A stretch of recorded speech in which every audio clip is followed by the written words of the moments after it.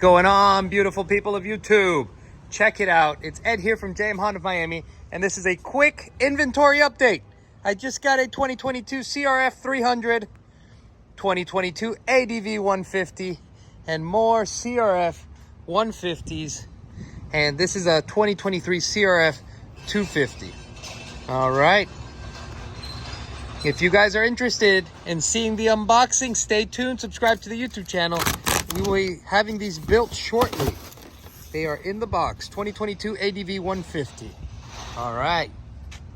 Thanks for watching. All right. We have here the 2022 Honda ADV150 out of the box. Check it out. Look at how nice the color is. This is a 2022.